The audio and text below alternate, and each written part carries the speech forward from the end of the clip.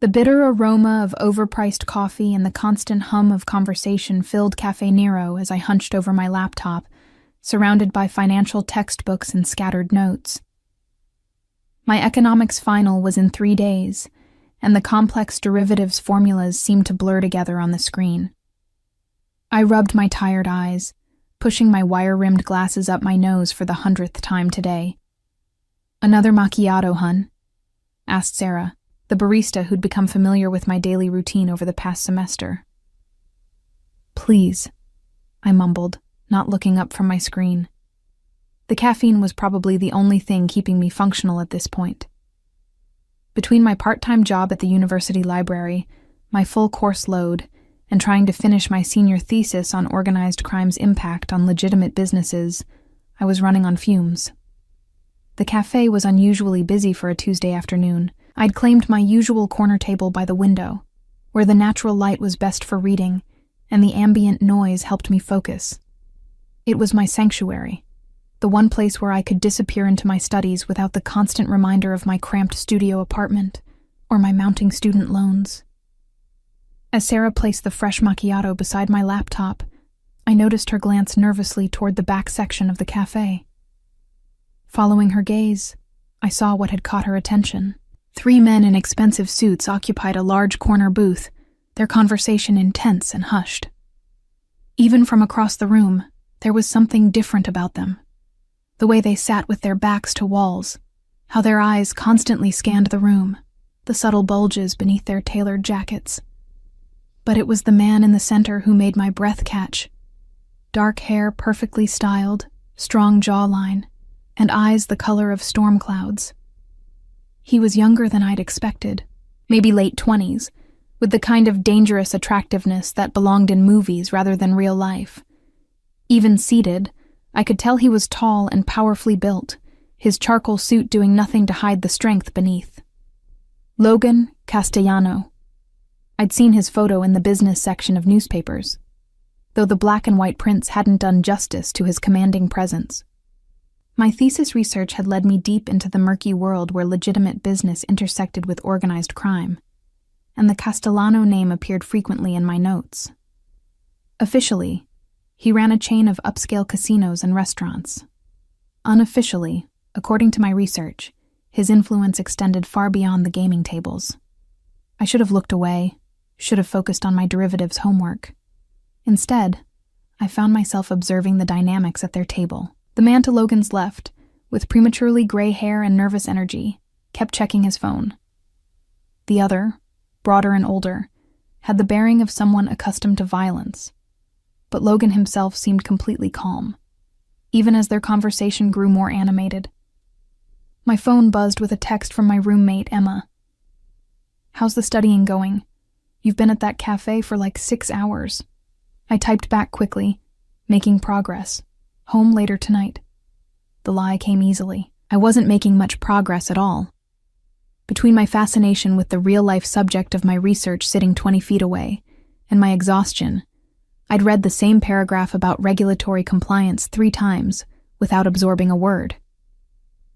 The afternoon light was fading when I noticed the shift in atmosphere. The casual chatter of other patrons seemed to quiet, though I couldn't pinpoint why. Logan and his companions had been joined by 2 more men, these ones different. Where Logan's associates carried themselves with confident authority, these newcomers radiated barely contained menace. Their suits were expensive, but ill-fitting, and they spoke with accents I couldn't quite place. I tried to refocus on my laptop screen, but the tension in the air was palpable. Even other customers seemed to sense it, conversations dropping to whispers or stopping altogether. Sarah behind the counter kept glancing toward the back booth, her usual smile replaced by obvious anxiety. The meeting was clearly business, and from the body language I could observe, it wasn't going well. Logan maintained his composed exterior, but I'd spent enough time studying behavioral economics to recognize micro-expressions of stress. The slight tightening around his eyes, the way his fingers drummed silently against the table, subtle tells that suggested this was more than a routine discussion.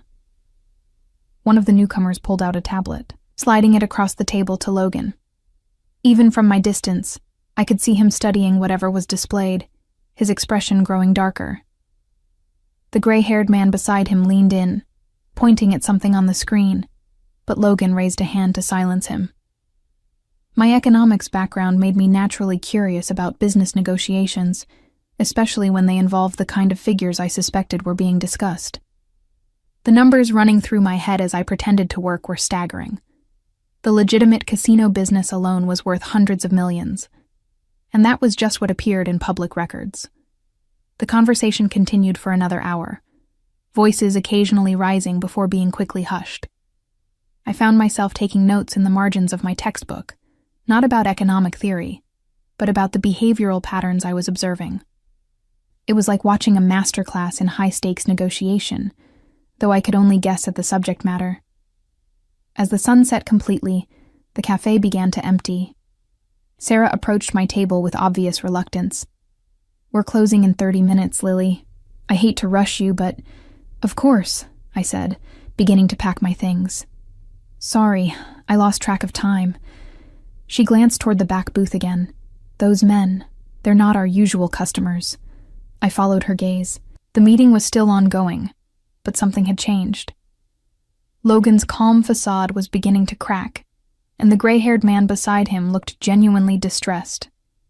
One of the foreign visitors was speaking rapidly, gesturing emphatically at the tablet.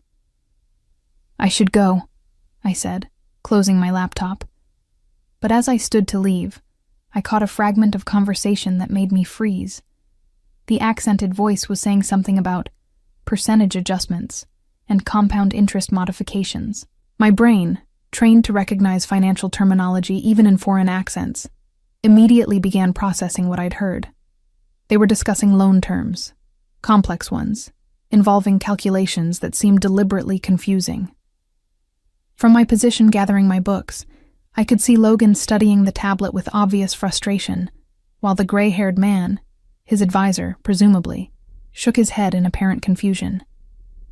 That's when I realized what was happening. Someone was trying to cheat Logan Castellano using financial instruments too complex for his advisors to quickly verify.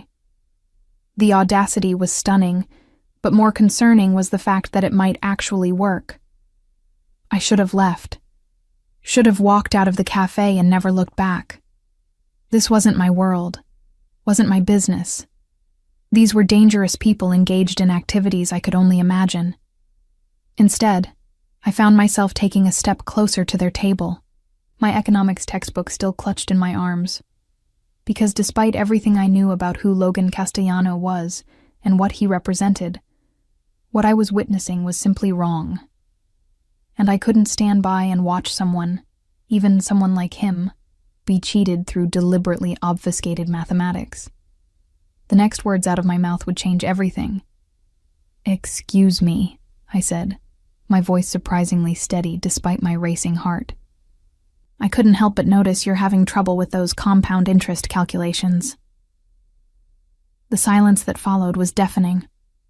Every head at the table turned toward me, and I suddenly became acutely aware of how I must look. A young woman in jeans and an oversized sweater, clutching textbooks like a shield, interrupting what was obviously a private business meeting. Logan's storm-gray eyes met mine, and for a moment, I saw genuine surprise flicker across his features. The foreign visitors looked between confused and offended, while the gray-haired man beside Logan opened his mouth as if to dismiss me entirely. "Miss," the gray-haired man began, his tone patronizing, "this is a private—" "Marcus," Logan said quietly, raising a hand. His gaze never left mine. "Let her speak." One of the foreign men, the one who'd been doing most of the talking, laughed dismissively. "You bring child to business meeting now, Castellano? This is not game." The insult sent heat rushing to my cheeks, but I forced myself to remain calm. "Actually, I'm a senior economics major specializing in financial derivatives and risk assessment, and what you're proposing isn't just complicated, it's deliberately deceptive." The laughter died immediately. The second foreign visitor leaned forward, his expression darkening. "What you say." I took a deep breath, committing fully to what might be the stupidest decision of my life. May I? I gestured toward the tablet they'd been studying. Logan studied me for a long moment, then slid the device across the table. By all means. My hands were steady as I picked up the tablet, though my pulse was thundering in my ears. The screen displayed what appeared to be a loan restructuring agreement, but as I scanned the terms, my worst suspicions were confirmed. Hidden within dense paragraphs of financial jargon were clauses that would effectively triple the interest rate over time through a series of compounding mechanisms. "This is clever," I said, looking up at the foreign visitors. "You've buried the real terms deep in subsection 12, paragraph 4. The initial rate of 8% looks reasonable, but these escalation clauses would push the effective rate to over 24% within 18 months. The man who'd been leading their presentation shifted uncomfortably. "Is standard practice? Market rates fluctuate." "No," I said firmly, scrolling to another section. "This isn't market fluctuation. Look here. You've structured the payment schedule so that the principal never decreases for the first 2 years, despite regular payments. Every payment goes toward interest that's being calculated using this hidden compound formula." Logan was now studying the screen over my shoulder, close enough that I could smell his expensive cologne. "Explain it simply." "They're not offering you a $50 million loan," I said, meeting his eyes. "They're offering you a $50 million loan that will cost you approximately $130 million to repay, assuming you can even meet the payment schedule they've designed to be mathematically impossible to maintain." The temperature in the room seemed to drop 10 degrees. Marcus, the gray-haired advisor, had gone pale. "Lily. May I call you Lily? Are you certain about these calculations?" I pulled out my phone and quickly ran the numbers through a financial calculator app, then showed them the screen. "Completely certain. It's sophisticated, but it's also fraud." One of the foreign visitors stood abruptly, his hand moving toward his jacket. "You make serious accusation, little girl." Before I could react, Logan was on his feet as well, positioning himself slightly between me and the threatening man. "Dmitri," he said, his voice carrying a warning that made the hair on my arms stand up. "Sit down." The man, Dmitri, hesitated, clearly torn between anger and self-preservation. After a tense moment, he slowly resumed his seat, but his glare remained fixed on me. "Continue," Logan said, settling back into his chair but remaining alert. I scrolled through more of the document, my confidence growing as I spotted additional irregularities. There's more. These insurance clauses they've included, they're designed to void automatically if certain economic indicators shift, indicators they can potentially manipulate through their other business interests. Marcus leaned in, squinting at the screen. "How did you see all this so quickly?" "Practice," I said simply. "I've been studying predatory lending practices for my thesis. This document uses every trick in the book, just dressed up in more sophisticated language." Logan took the tablet back, his expression unreadable. When he spoke, his voice was dangerously quiet. "Sergey, Dmitri, would you care to explain why you brought me a loan agreement designed to bankrupt me?" The two Russians exchanged glances. Sergey, who'd been doing most of the talking, attempted to maintain his composure. "Is misunderstanding. Terms are complex, yes, but standard for international arrangement." "Standard?" I couldn't help myself.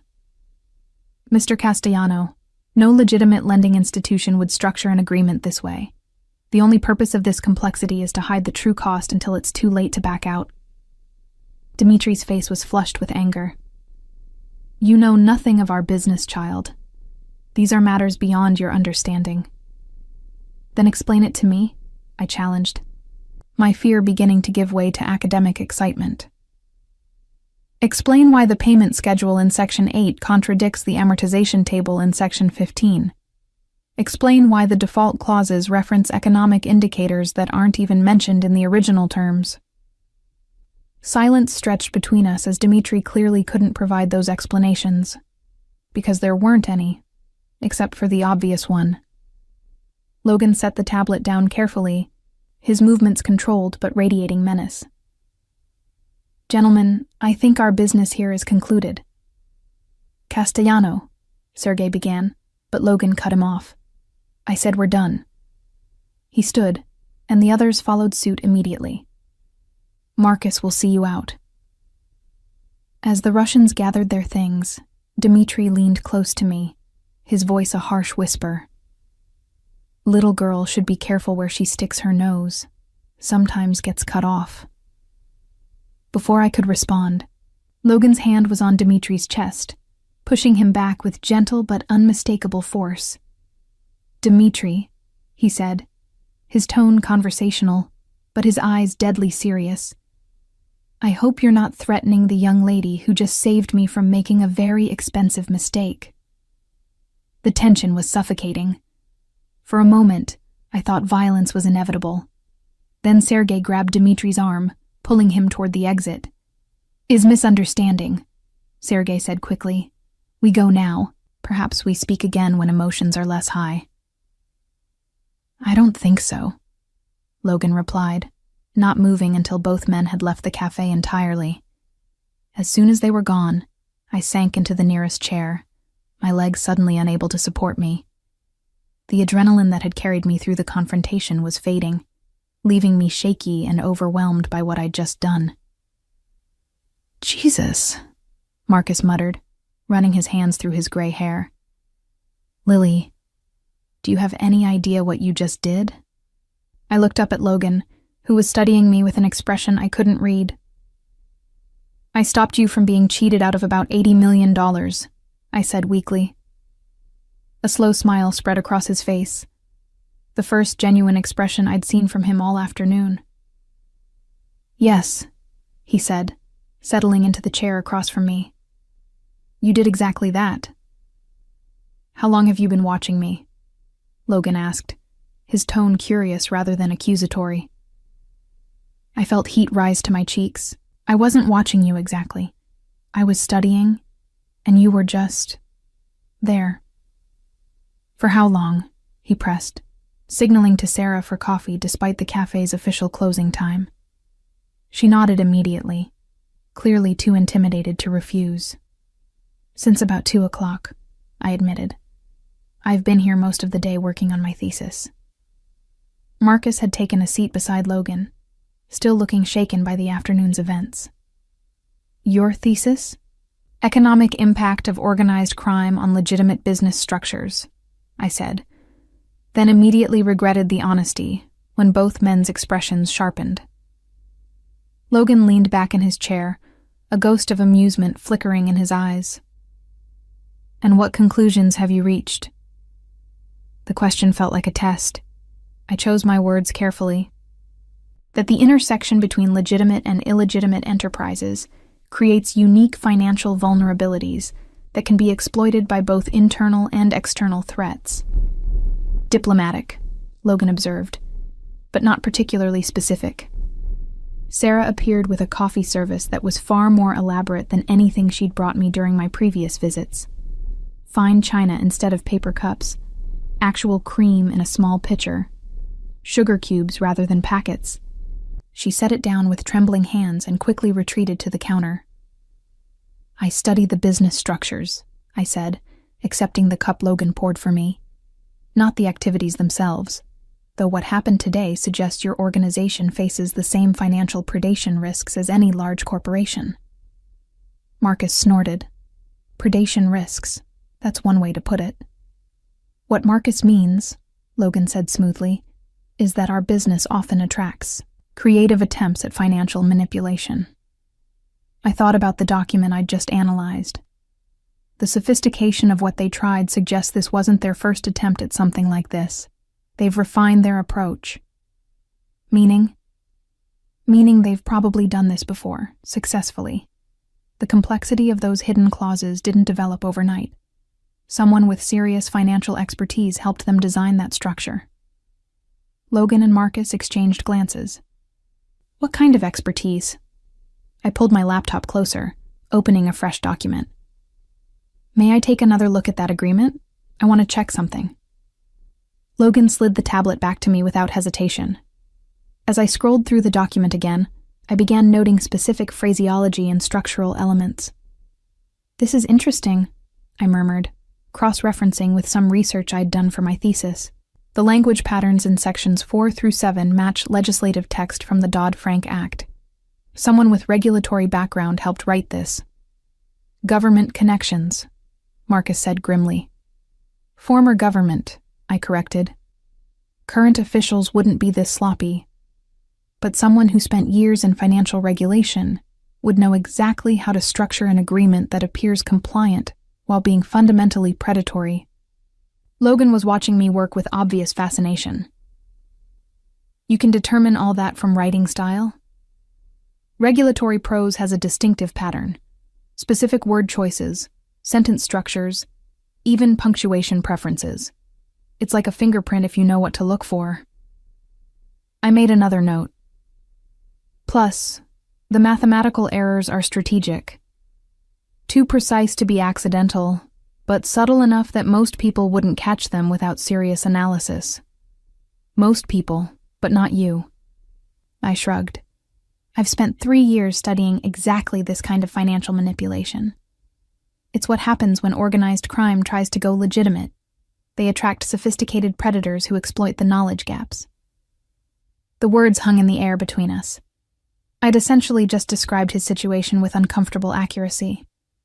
"And what would you recommend?" Logan asked carefully. "To someone facing that kind of exploitation?" The question felt loaded with significance beyond the immediate situation. I considered my answer carefully. Legitimate financial expertise. Someone who understands both traditional banking and unconventional risk factors. Most financial advisors are trained for standard corporate environments. They miss vulnerabilities that are obvious to people with broader perspectives. "Broader perspectives," Logan repeated. "Like yours?" My heart rate spiked. "I'm just a student. A student who just prevented me from losing $80 million in about 10 minutes. He leaned forward slightly. "Tell me, Lily." "It is Lily, isn't it? What are your plans after graduation?" The conversation had taken a turn I wasn't prepared for. "Graduate school, probably. Maybe a doctoral program in financial economics. Expensive. Very. The understatement of the year. My student loans were already crushing, and advanced degrees would only make it worse." Marcus cleared his throat. "Logan, perhaps we should discuss—" "Marcus." The single word carried enough authority to immediately silence the older man. Logan's attention remained focused entirely on me. "What if I told you there might be an alternative to graduate school? Something more practical?" I knew I should get up and leave. Should thank them for the coffee, gather my books, and walk away from whatever this was becoming. Instead, I heard myself asking, "What kind of alternative?" "The kind where you could apply everything you've learned in real-world situations. High-stakes environments where your expertise would be genuinely valued and appropriately compensated." The offer was as attractive as it was terrifying. "And the risks?" Logan's smile was enigmatic. "Everything worthwhile involves risk, Lily. The question is whether you're the type of person who plays it safe, or whether you're willing to step into something bigger than academic theory." Before I could respond, my phone buzzed with another text from Emma.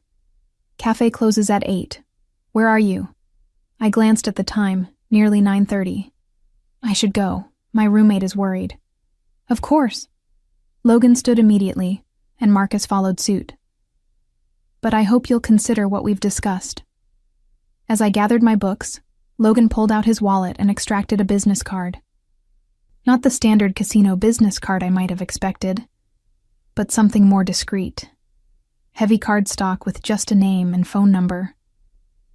"If you decide you're interested in practical applications of your education," he said, handing me the card, "call me." I stared at the simple black lettering. "And if I decide I'm not?" "Then you finish your thesis, graduate with honors, and move on with your life. But I suspect someone with your analytical abilities will find academic theory less satisfying than real-world problem-solving." He wasn't wrong. I'd been feeling increasingly frustrated with the theoretical nature of my studies, longing for opportunities to apply what I'd learned in meaningful ways. "Thank you," I said, slipping the card into my textbook. "For the coffee, and for not being angry about me interrupting your meeting. Thank you for saving me from a very expensive mistake." Logan's expression grew serious. "And Lily, be careful walking home tonight. Dmitri and Sergei strike me as poor losers." The warning sent a chill down my spine. In my excitement over the intellectual challenge, I'd temporarily forgotten that these weren't just numbers on a page. They represented real conflicts with real consequences. "I'll be fine," I said, though I wasn't entirely convinced. "I'm sure you will be," Logan agreed, "but humor me." He nodded to Marcus, who immediately pulled out his phone. "Tony will drive you home. No arguments." Before I could protest, a black sedan was pulling up outside the cafe. The driver who emerged looked like he could handle any trouble that might arise. As I slid into the back seat, I caught Logan watching from the cafe window. Even from a distance, his presence was magnetic, dangerous and compelling in equal measure. The drive to my apartment was silent, giving me time to process what had just happened. I'd inserted myself into a world I only understood theoretically, helped prevent what amounted to a sophisticated financial crime, and apparently impressed one of the most powerful men in the city. Logan Castellano's business card seemed to burn against my palm, where I clutched it hidden in my textbook. The smart thing would be to throw it away, to pretend this evening had never happened. But as I climbed the stairs to my cramped studio apartment, I knew I wouldn't do that. Because for the first time in my academic career, I'd seen my education applied to something that mattered, something real and immediate and significant. And despite every logical reason to walk away, I was already wondering what it would be like to step deeper into Logan Castellano's world. 3 days passed before I found the courage to use Logan's card. 3 days of pretending to focus on finals while my mind constantly drifted back to that evening at Cafe Nero. I'd researched everything I could find about the Castellano family's legitimate businesses, telling myself it was academic curiosity rather than personal interest. The casino operations alone were fascinating from an economic perspective. Complex revenue streams, sophisticated risk management, regulatory compliance across multiple jurisdictions. It was exactly the kind of real-world application I'd been craving in my studies. Emma had noticed my distraction immediately. "You've been weird since Tuesday," she announced over breakfast on Friday morning. "Did something happen at the cafe?" "Just thesis stress," I lied, stabbing at my cereal without appetite. "Lily." Emma fixed me with the look that had made her an effective resident advisor. "I've known you for 3 years. This isn't thesis stress. This is, I met someone and I'm freaking out about it, stress." She wasn't entirely wrong, which made the conversation more difficult to navigate. "It's complicated," I said finally. "Complicated how? Married? Older? Secret criminal mastermind?"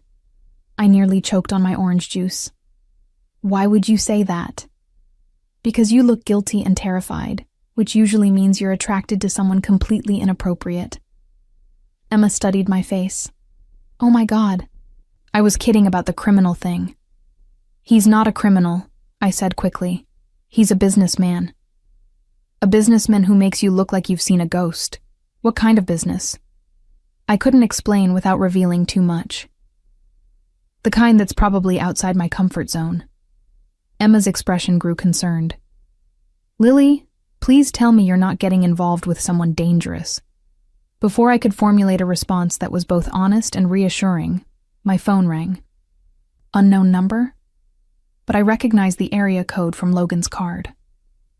"I should take this," I said, stepping into my bedroom. "Lily." Logan's voice was unmistakable, even filtered through phone speakers. "I hope I'm not calling at a bad time." "No, it's fine." I closed the door behind me, heart racing for reasons I didn't want to examine too closely. "How did you get my number?" You signed into the cafe's Wi-Fi. Their system keeps logs. There was amusement in his voice. Relax. I'm not having you surveilled. Though I was beginning to wonder if you decided to stick with academic theory after all. I've been thinking about what you said. And I took a deep breath. I'm interested. In the practical applications, I mean. But I need to understand what exactly you're proposing. Lunch, Logan said immediately. Today, if you're free. Somewhere we can discuss details without interruption. I glanced at my calendar, though I already knew my afternoon was clear. Where? I'll send a car. 1 o'clock? The casual assumption that I'd accept his terms should have irritated me. Instead, I found myself agreeing before I'd fully considered the implications. 1 o'clock, I confirmed. Excellent. And Lily, dress professionally. We'll be discussing business. The call ended before I could ask what professionally meant in his world. I stared at my closet, realizing that my wardrobe was severely lacking in options that would be appropriate for lunch with someone like Logan Castellano. Everything okay? Emma called through the door.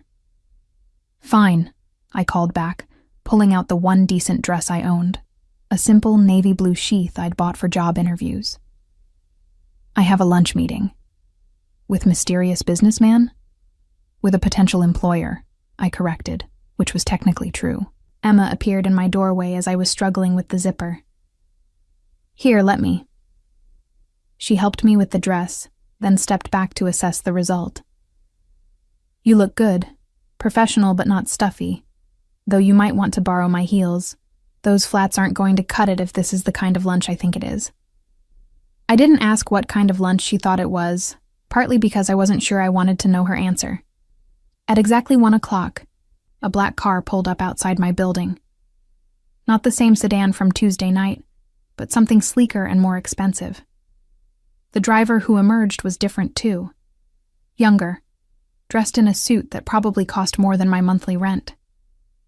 Miss Reynolds? He opened the rear door with professional courtesy. Mr. Castellano is waiting. The restaurant was in the financial district, occupying the top floor of a building that offered panoramic views of the city. The maitre d' knew my name before I could introduce myself, leading me through an elegant dining room to a private section where Logan sat reviewing documents. He looked up as I approached, and I was struck again by the intensity of his presence. Today he wore a navy suit that emphasized his broad shoulders, his dark hair perfectly styled, his attention completely focused on me as I took the seat across from him. You look lovely, he said, closing the folder he'd been reading. How were your finals? Finished yesterday, I replied, surprised he'd remembered. Results won't be posted for another week. Confident? Reasonably. I accepted the menu he handed me, though I was too nervous to focus on the options. You said you wanted to discuss practical applications? Logan smiled. Direct. I appreciate that quality. He signaled the waiter. Wine? Just water, thank you. He ordered for both of us without consulting the menu, then leaned back in his chair. Tell me, what do you know about casino revenue management? The basics: gaming revenue, hospitality services, entertainment bookings, complex regulatory environment, high-volume cash flow, significant tax implications. All accurate but incomplete. The reality is more nuanced. Logan paused as the waiter served our drinks. Gaming operations generate enormous amounts of data, player behaviors, spending patterns, risk assessments. That data has value beyond the gaming floor. I began to see where this was leading. You're talking about predictive analytics, using gambling behavior to model broader economic trends. Exactly. But we lack the expertise to properly leverage that information. Our current financial team understands gaming operations, but they don't have the analytical background to recognize deeper patterns. The waiter returned with our appetizers, something involving scallops and microgreens that looked like art on a plate. Logan continued speaking as we ate. What I'm proposing is a consulting position. Part-time initially, while you finish your degree. You'd work with our financial team to develop analytical models that help us better understand our data. It sounded fascinating and legitimate, which made me immediately suspicious. And the other aspects of your business? Logan's expression didn't change. Would remain completely separate. You'd work exclusively with the legal operations, casinos, restaurants, real estate holdings, nothing that would compromise your ethical standards or legal standing. Why me? I asked bluntly. You could hire experienced analysts, people with credentials and track records. Because experienced analysts think in conventional terms. They'd apply standard models to situations that require unconventional approaches. Logan set down his fork, giving me his full attention. Tuesday night, you saw patterns that my advisors missed completely. You understood the deception because you approached it without preconceived notions about how these things should work. The explanation made sense, but I still felt like I was missing something important. What would the compensation be? $50,000 for a 6-month trial period? If the arrangement works well for both of us, we'd discuss something more permanent. I nearly choked on my scallop. $50,000 was more than I'd make in 2 years at any entry-level position I was qualified for. That seems generous. It's fair compensation for valuable expertise. The insights you provide could be worth millions to our operations. Our main courses arrived, some kind of fish preparation that I was too distracted to properly appreciate. Logan seemed to sense my internal struggle. You're wondering what the catch is, he observed. There's always a catch. Fair enough. Logan considered his words carefully. The catch is that working with my organization means accepting certain realities about the business environment we operate in. You'd be exposed to situations and people that might make someone with your background uncomfortable. People like the Russians from Tuesday? Among others. We operate in spaces where legitimate business intersects with less legitimate activities. Not because we choose to, but because the nature of our industry makes it inevitable. I thought about what I'd researched over the past few days. The casino industry did exist in a gray area, attracting both legitimate investors and more questionable financial backing. Would I be safe? Logan's expression grew serious. Completely. You'd work from secure locations, interact only with vetted personnel, and have protection whenever necessary. Your safety would be my highest priority. The intensity in his voice when he spoke about protecting me sent an unexpected flutter through my chest. I pushed the feeling aside, trying to focus on the practical considerations. I'd want to maintain my academic commitments. Graduation, thesis defense, everything. Of course, this position would be structured around your academic schedule. I stared out the restaurant's windows at the city sprawling below us. 6 months ago, I'd been worried about affording groceries. Now I was being offered more money than I'd ever imagined, to do work that genuinely excited me, by a man who was simultaneously attractive and terrifying. I need some time to think about it, I said finally. How much time? Until Monday? Logan nodded. Monday it is. He handed me another business card, this one with an address printed below his contact information. If you decide yes, come to this location Monday morning at 9. If you decide no, I'll understand completely and wish you well with your academic pursuits. As we finished lunch, the conversation shifted to safer topics. My studies, his thoughts on economic policy, neutral subjects that revealed his sharp intelligence without venturing into dangerous territory. By the time we left the restaurant, I felt more comfortable with him than I had any right to. The car ride back to my apartment was quiet, giving me time to process everything. Logan's offer was exactly what I'd been hoping for. Meaningful work that would utilize my education in real-world applications. The compensation was life-changing. The only complication was the man making the offer, and the world he represented. As the car pulled away from my building, I realized I'd already made my decision. I just needed the weekend to convince myself it was the right one. Monday morning found me standing outside a gleaming office building in the financial district at exactly 8:55, wearing my best professional outfit and carrying a leather portfolio I'd bought specifically for the occasion. The address on Logan's card led to the 32nd floor, where elegant brass letters announced Castellano Holdings, beside frosted glass doors. The receptionist, a woman in her 40s with perfectly styled auburn hair, smiled warmly as I approached. "Miss Reynolds, I presume? Mr. Castellano is expecting you."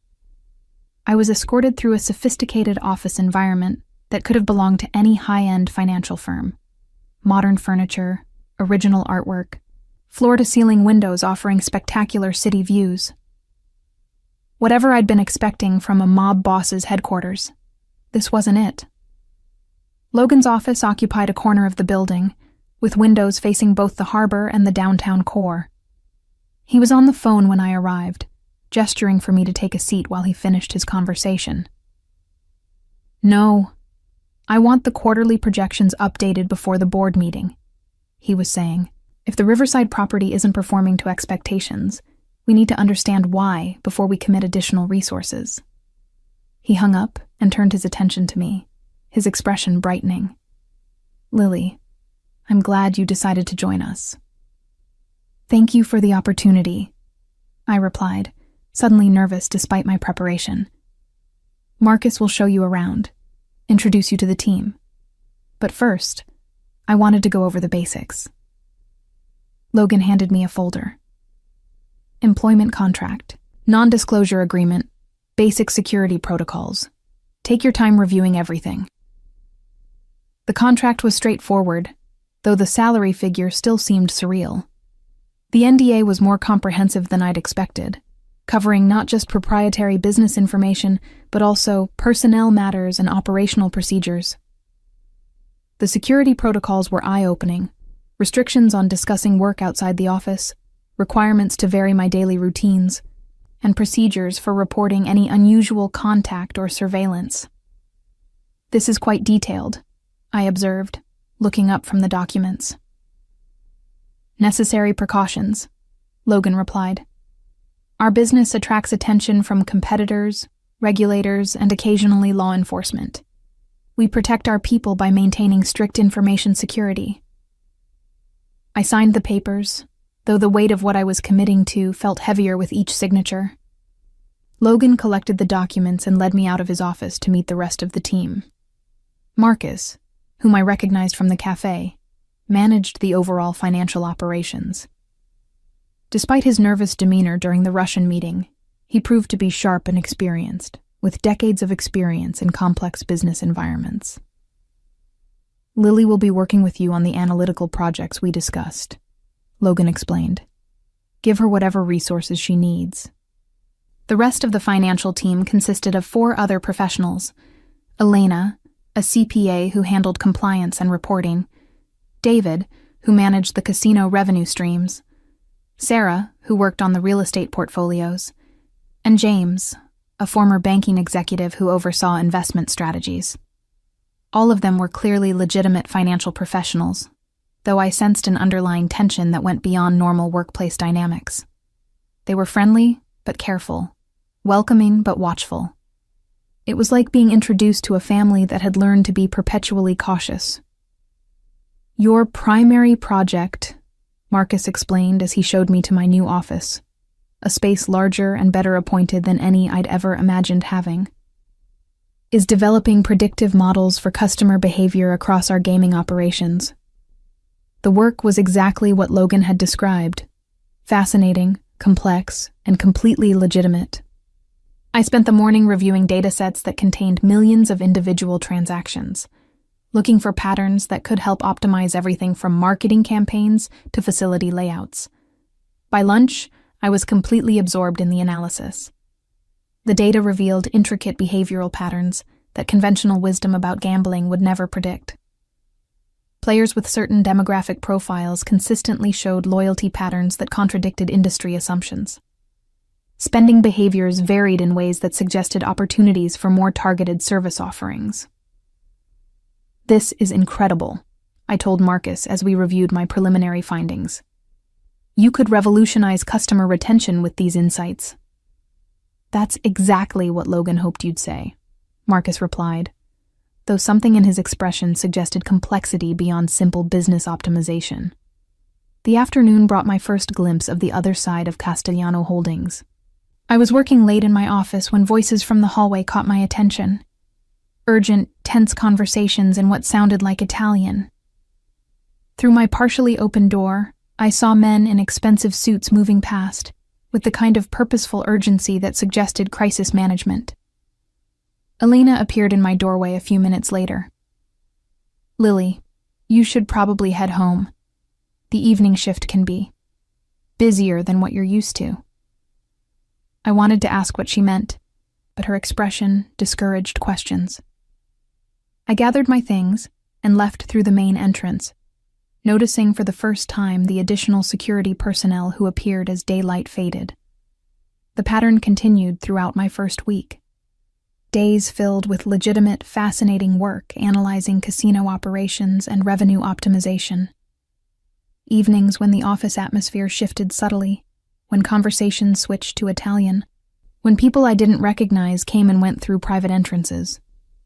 Logan checked on my progress daily, always professional but with an underlying intensity that made our interactions feel charged with unspoken possibilities. He was genuinely interested in my analytical findings, asking probing questions that revealed his own sharp business instincts. The customer loyalty program could be restructured based on these behavioral patterns, I explained during one of our meetings, showing him charts I'd developed. Instead of uniform rewards, we could offer personalized incentives that actually match spending psychology. Implementation timeline? 6 weeks for a pilot program, assuming we can get IT support for the necessary system modifications. Logan nodded, making notes. Done. What else? His immediate approval of significant expenditures still surprised me. In my previous jobs, any new initiative required endless approvals and justifications. Here, Logan seemed to trust my expertise completely. The real estate portfolio has some interesting opportunities too, I continued. The property usage data suggests several locations are underutilized in ways that could generate additional revenue streams. Such as? I pulled up another presentation. The Riverside property, for example. Gaming revenue is below projections, but foot traffic data shows high volume during business hours. It's positioned to serve the financial district, but the current entertainment offerings target evening clientele. Logan studied the charts I'd created. You're suggesting repositioning for business lunches and after-work events. Exactly. Partner with local corporations for private events. Modify the restaurant service to accommodate business meetings. Maybe add conference facilities. The location could generate significant daytime revenue that doesn't cannibalize evening gaming operations. Brilliant, Logan said, and the approval in his voice sent warmth through me that had nothing to do with professional satisfaction. How did you develop these insights so quickly? The data tells stories if you know how to listen, I replied. Most analysis focuses on gaming revenue because that's the primary business model, but customer behavior reveals opportunities that pure revenue analysis misses. Logan was quiet for a moment, studying me with an expression I couldn't read. You're wasted in academic settings, Lily. This kind of thinking requires real-world application. The comment echoed thoughts I'd been having myself. My work at Castellano Holdings was more engaging than anything I'd encountered in my academic program. The problems were immediate, the solutions had real impact, and the intellectual challenges were constantly evolving. I've been thinking the same thing, I admitted. Good. Logan closed the folder containing my reports. Because I have a proposition for you. Before he could continue, his phone rang. He glanced at the caller ID and his expression hardened immediately. I need to take this, he said, answering the call. Dmitri, how unexpected. Even hearing the name sent a chill through me. The Russian from the cafe, whose loan scheme I'd helped expose. Logan's side of the conversation was brief and tense, conducted in a mixture of English and what sounded like Russian. When he hung up, his jaw was tight with anger. "Problem?" I asked, though I wasn't sure I wanted to know the answer. "The Russians want a meeting. They claim to have a new proposal, something that addresses the concerns you raised about their previous offer." Fear flickered through me. "You're not seriously considering meeting with them again?" Logan's expression softened slightly at my obvious concern. "Not considering, no. But I need to understand what they're planning. Intelligence gathering. That sounds dangerous." "Everything worthwhile involves some danger," Logan replied, echoing what he'd said at the cafe. "But this affects you too, Lily. They specifically requested that you be present." My blood ran cold. "What? Why?" "They want to demonstrate that their new proposal addresses the mathematical issues you identified. They're positioning it as a professional courtesy, bringing in the expert who caught their mistakes. The request felt wrong on every level. I'm not going." "I wouldn't ask you to," Logan said immediately. "But I wanted you to know. They're aware of your involvement, which means they're aware of you personally. Security around you will be increased accordingly." The casual mention of increased security drove home a reality I'd been trying to ignore. Working for Logan meant being connected to conflicts that extended far beyond normal business disputes. What kind of increased security? Discreet surveillance, modified routines, additional protection when necessary. Nothing that should interfere with your daily life, but enough to ensure your safety. I stared out Logan's office windows at the city beyond, suddenly seeing it differently. Somewhere out there, dangerous people were making plans that involved me personally. The academic world I'd inhabited just weeks ago felt impossibly distant. "I should go home," I said finally. "Of course." Logan stood immediately. "I'll have Tony drive you." As I gathered my things, Logan caught my arm gently. "Lily, I want you to know that your safety is my highest priority. Whatever happens with the Russians or anyone else, you're under my protection now." The possessiveness in his voice should have alarmed me. Instead, it sent an unexpected thrill through me that I wasn't ready to examine. On the drive home, I tried to process how quickly my life had changed. 3 weeks ago, I'd been a struggling student worried about graduation and student loans. Now I was earning more money than I'd ever imagined, doing work I genuinely loved, and apparently under the protection of one of the most powerful men in the city. The smart thing would be to quit, to return to my safe, predictable academic world before I got in any deeper. But as I looked at the preliminary analyses I'd developed, at the real impact my work was having, I knew I wouldn't do that. I was already in deeper than was safe or sensible. And despite every logical reason to be terrified, I was beginning to think that might be exactly where I wanted to be. The crisis came on a Thursday afternoon, exactly 3 weeks after I'd started working for Castellano Holdings. I was deep in analysis of the Q3 revenue reports when urgent voices erupted from Logan's office. Through my partially open door, I could see Marcus rushing past with a tablet, his face grave with concern. Elena appeared in my doorway moments later. "Lily, we need you in the conference room, now." The tone brooked no argument.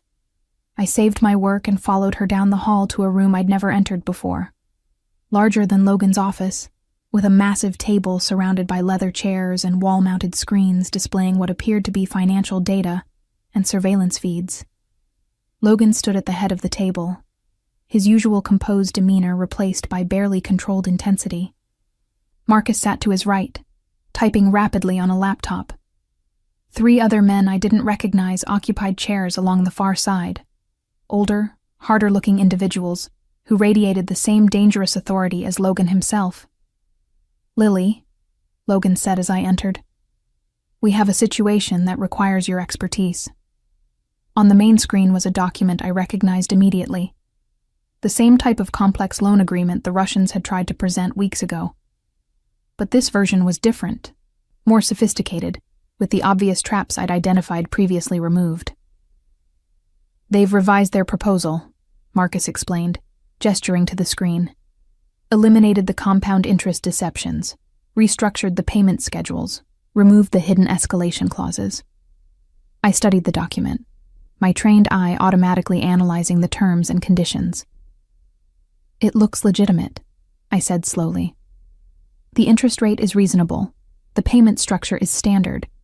The default conditions are typical for this type of agreement." "That's what worries me," Logan replied.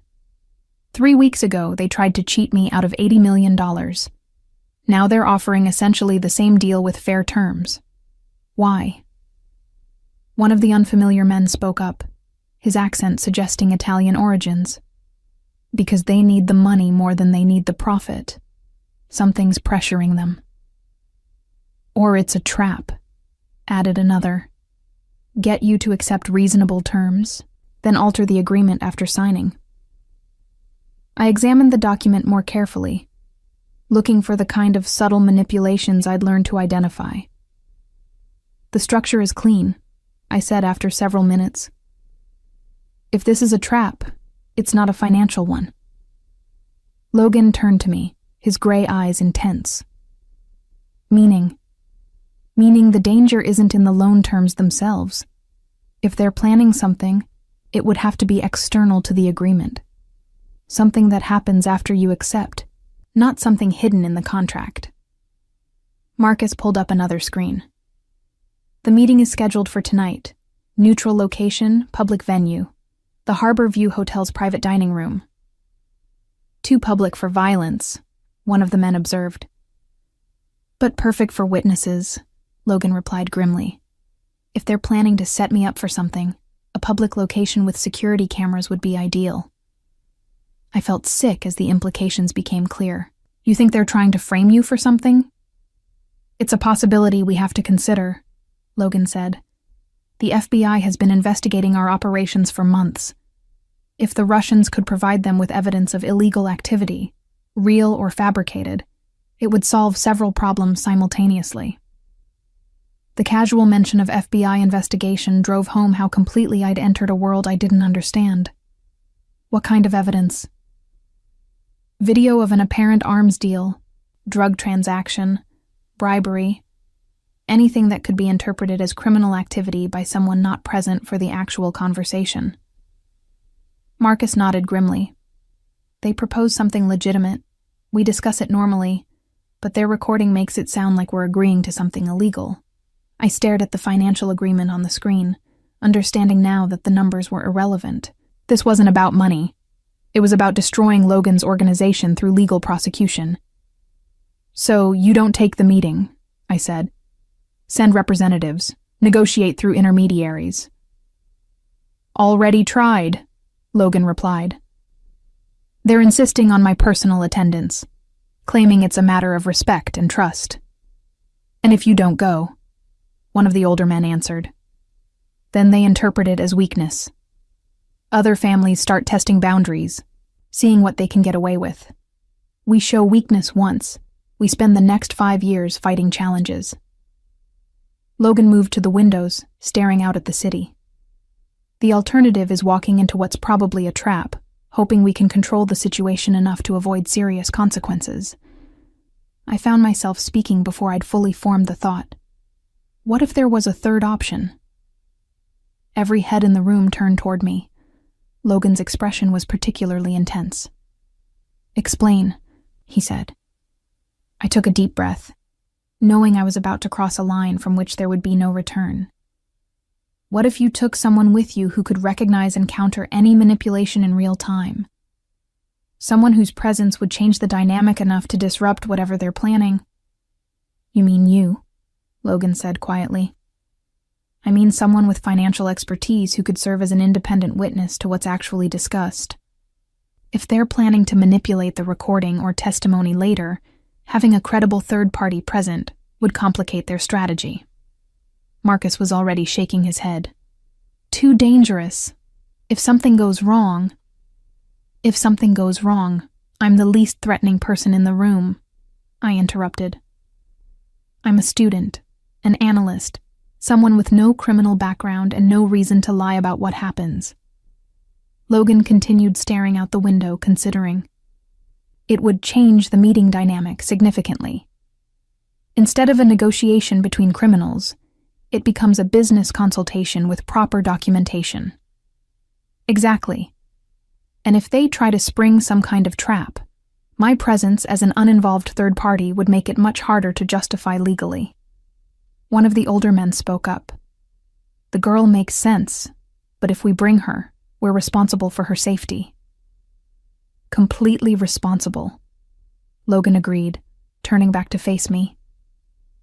Lily, you need to understand what you're volunteering for. These people have already threatened you once.